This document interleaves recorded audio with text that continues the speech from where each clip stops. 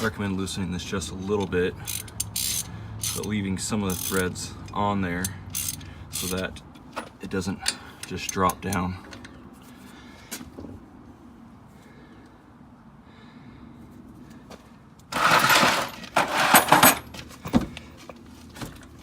There we go.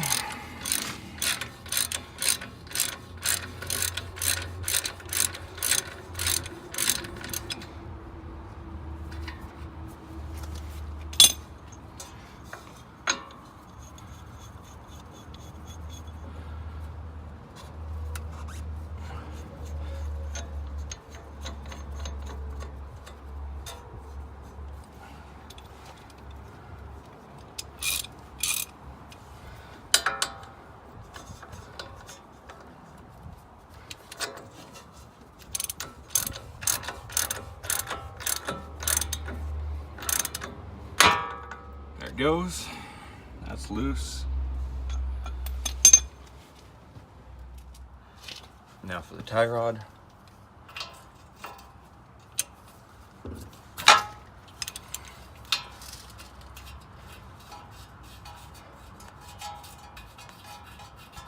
I've seen some guys just be able to hit it with a hammer here or here. That wasn't working for me, so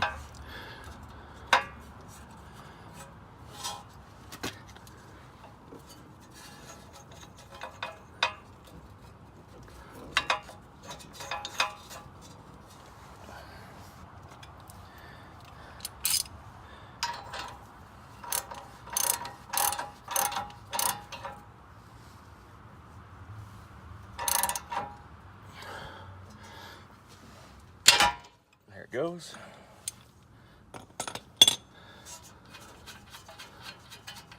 Take that off.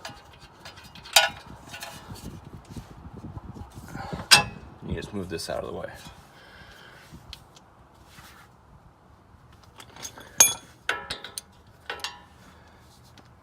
So the next step is going to be removing this bolt down here and loosening these three right here. Don't worry about loosening this one up here, because then you're just going to be releasing the tension on the coil and causing yourself a pain for trying to get this out later, because then it's going to be putting more pressure in between the lower control arm and this bracket up here.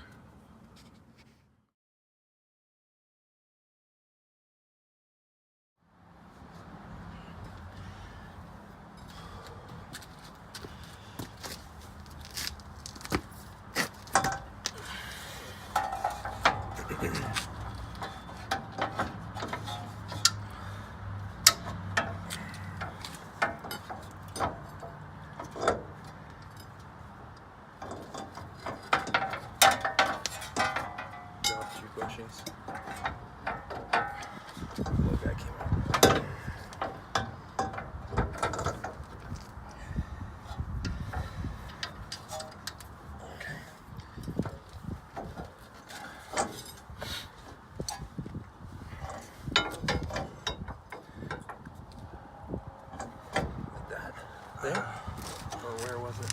It was like right there. Yeah. And you can just put both feet on it. Okay. Keep going. Yeah,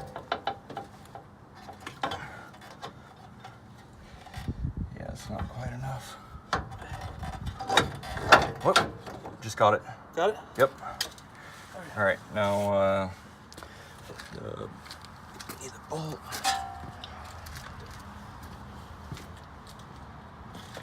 I didn't think I was going to get enough, but it did. Well, we got Mr. Fat Man here. We're good. Okay. I need you to do it again. Okay.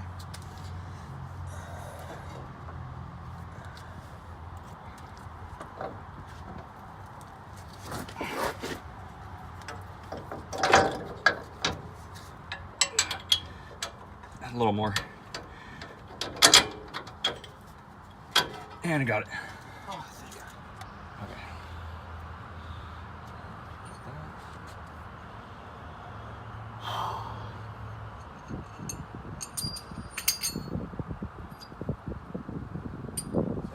Yep.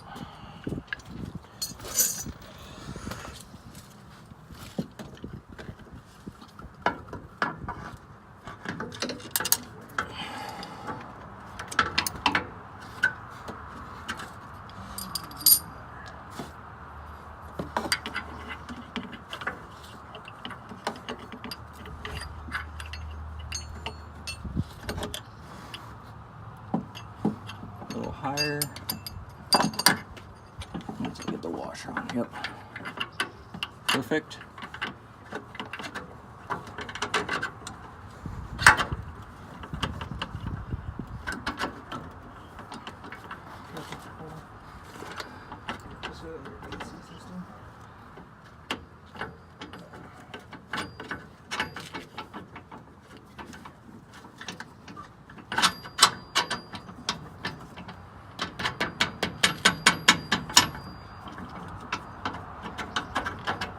And there we go.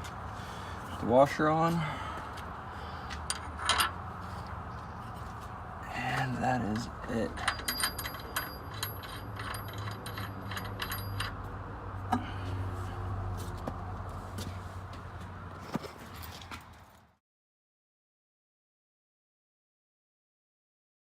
Alright, to make the install easier, I loosened the Kdss brackets in the front.